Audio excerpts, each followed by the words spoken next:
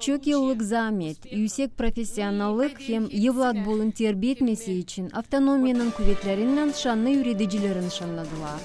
Большое спасибо вам. Siz verdiniz kolaylık buluşma bize kolegalarla, kimilerinden 5 yıl buluşamıyorum. Sağ olun Ani, kantarladınız benim işimi. Мирного неба. Я 51 год работаю в школе. Matematika predmetini 51 yıldan ziyade götürüyorum.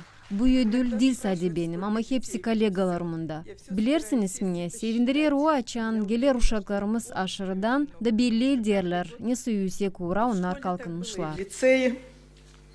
Мы действительно стараемся, чтобы наши дети были воспитанными. И очень приятно, когда проходит несколько лет, дети приезжают и говорят, вот чего мы достигли. Halklar arası dillerin çalışmaları hem büyük profesyonellik Gagauz toprağında zahmeti için şanlı adı Gagauziyanın şanlı vatandaşı Moldova Dantem programmasının başı Lucia Cucu kabul etti. Împreună cu grădinițele din Găgăuzia, 57 la număr, împreună cu 70 de profesori. Devlet dilinin 70 öğreticisinden hem 120 Gagauz dilinin öğreticisinden birlikte kim uşak başlarında işler, biz çalışırız uşakları öğretmeye, yüce dilde laf etmeye. Sevindirir o açan uşaklar gelirler uşak başlasına da sabahleyin selamleşirler yüce dilde. Se vorbește și limba română.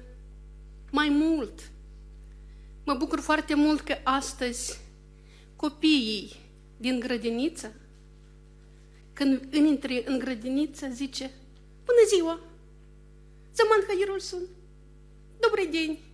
Öğreticiler gelen yevlat boylarında hazır zamandaş praktikalarını geliştirmeye. Onların zor işi. Başkan hem Gagauziyanın halk topluşunun ödülünü, hem Gagauziyanın şanlı öğreticisi, gimnaziya, lisey hem uşak başçıların öğreticilerini buldular. Diplomları Başkan Irina Vlach bağışladı. Вы меняетесь, вы учитесь каждый день.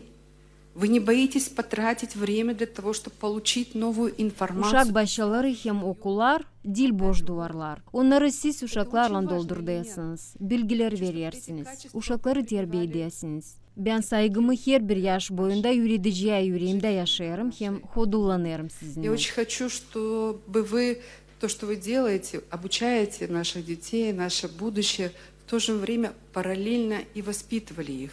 Öğretici zanaatı, yaratıcı hem cevapçı. Bu insanlardan çekilir, ne soy evlat boyu bizde büyüyecek. İleri doğru da savaşacağım, çalışma hep öyle büyük sevgiyle çalışacağım, terbiye etme uşaklarımızda uçsuz kenarsız sevgi hem attır kendi ana dilimize. Salt o zaman varnyası bizim Gagauziya'mızı ilerletelim hem yüksek uğra getirelim.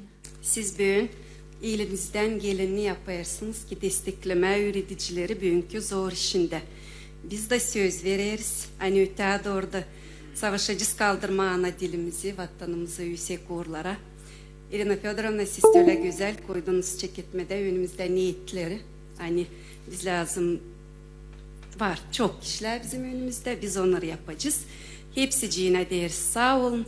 Administrasyamıza hem hepsiciğine kimin hatlarıyla ben büyün durarım bu scenada. Hepsinize kalbi sağlık, dünyaya usluluk, hem yeni başarılar, iyi saatlan dostlar. Svetlana Dimitrogla, Grigoriy Stavilov, Maria Kazaku, GRT Haberler.